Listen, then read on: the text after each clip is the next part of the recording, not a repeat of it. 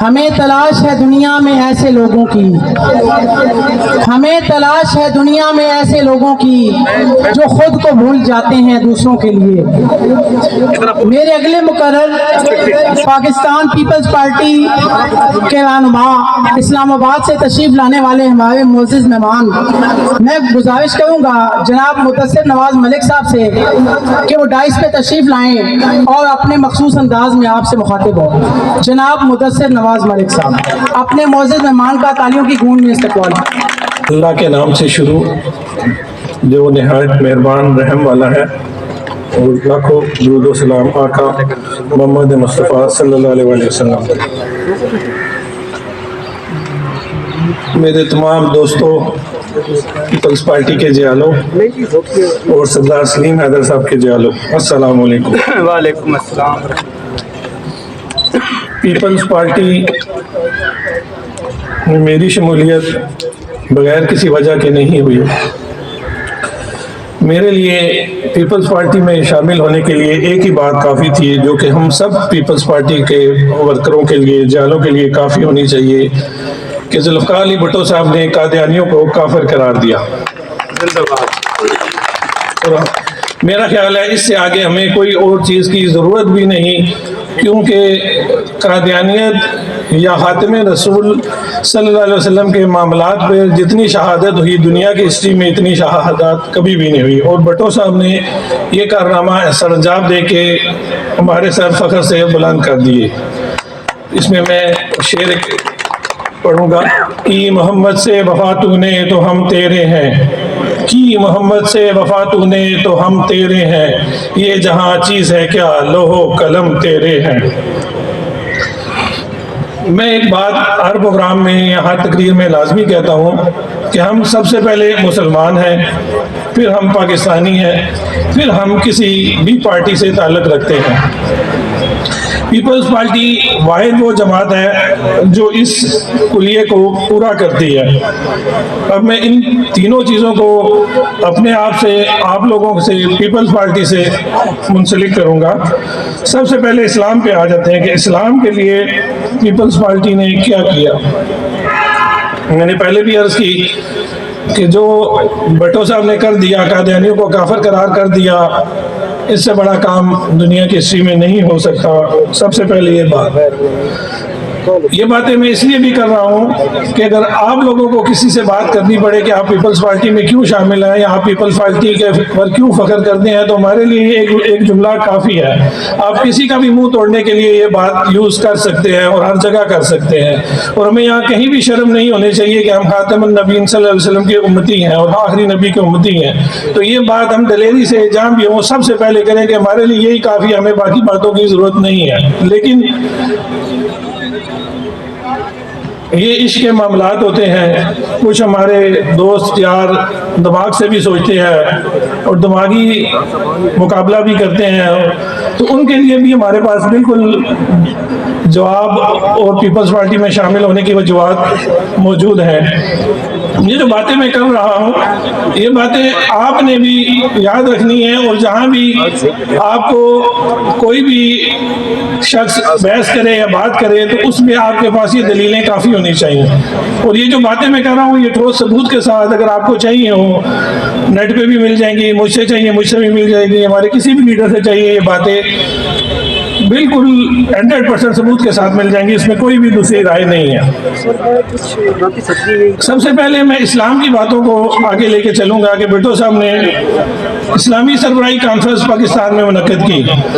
भुट्टो साहब का ख्वाब था कि मुसलमान पूरी दुनिया पे हुकूमत करें।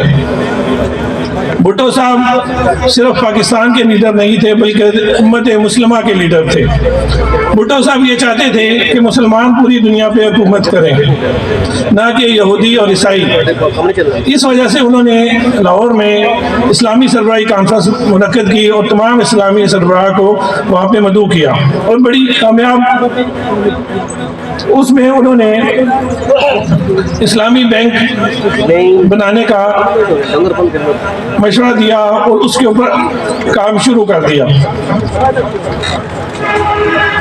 इस्लामी बैंक की ज़रूरत क्यों थी? क्योंकि मुसलमान मुल्क यहूदी और ईसाइयों की तरफ देखते थे इमदाद के लिए। ये उन्होंने एक रसूली सिस्टम से हमें जकड़ा हुआ है और हमें ऐसे देते भी हैं और रुला रुला के देते हैं। आप अभी रिसेंटली देख लें, $70 करोड़ IMF ने हमें देना है।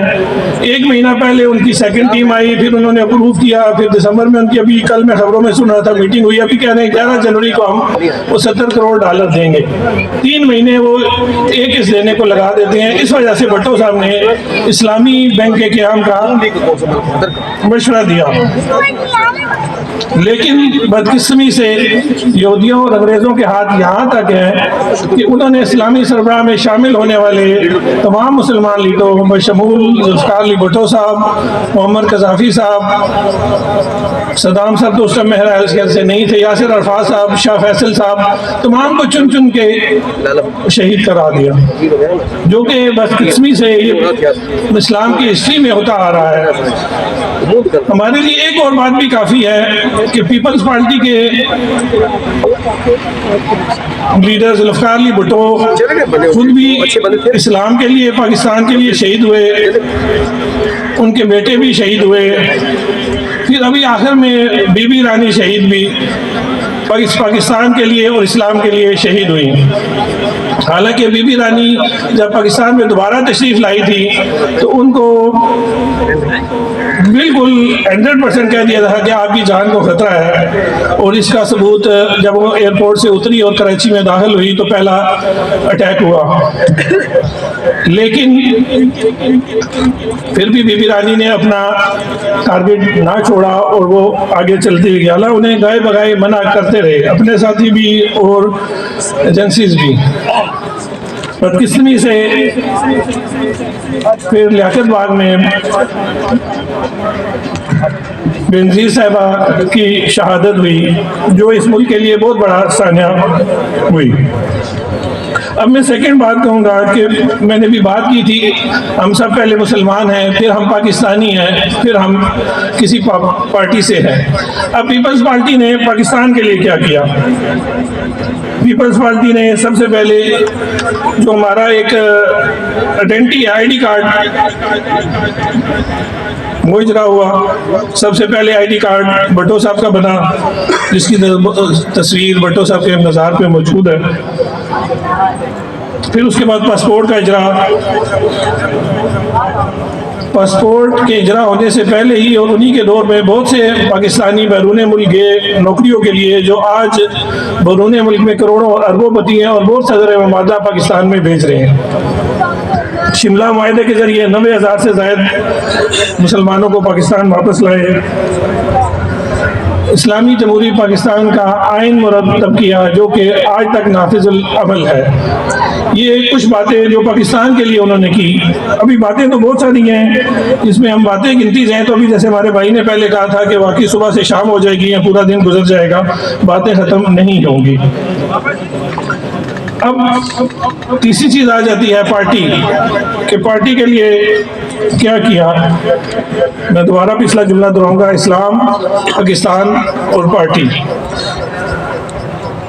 अवाम को वोट काट दिया, मजदूरों को, किसानों को,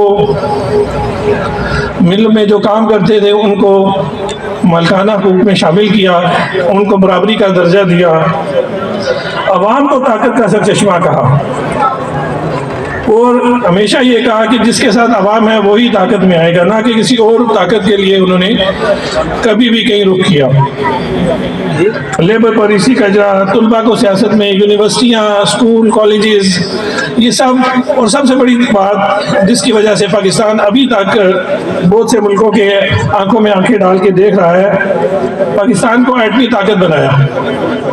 अगर पाकिस्तान आज एटमी ताकत ना होता तो खुदा न खास्ता, खुदा न खास्ता, बहुत से इस्लामी मुल्कों की तरह ये जो बड़े बड़े मुल्क हैं ये अभी तक पाकिस्तान के ऊपर पता नहीं क्या से क्या कर चुके होते। फिर मिसाइल टेक्नोलॉजी के लिए बेनज़ीर साहिबा ने कोरिया से रब्ता किया और ख़ुद अपने प्लेन में उन्होंने मिसाइल टेक्नोलॉजी पाकिस्तान में लेके आए। क्योंकि खाली एटम होना ही काफ़ी नहीं था, एटम को कहीं पहुंचाना भी था, तो उसके लिए मिसाइल टेक्नोलॉजी भी ज़रूरत थी। अब ये बातें मैंने इसलिए की हैं, और ये बातें आप आजकल चेक भी कर सकते हैं, नोट भी कर सकते हैं, मुझसे भी ले सकते हैं। ये बातें हमारे लिए, और भी बहुत सी बातें आपको चाहिए तो मैं, अगर टाइम हो तो मैं कर सकता हूँ। जी। तो ये सब बातें आप लोगों की याददानी के लिए, आप लोगों की याददाश्त के लिए, आप लोगों को चाहिए कि ये सब बातें आप जो है अपने किसी भी बहस के लिए आपके पास काफ़ी हैं। अब मैं आखिर में आऊँगा कि सरदार सलीम हैदर साहब का हम इंतखाब क्यों करें।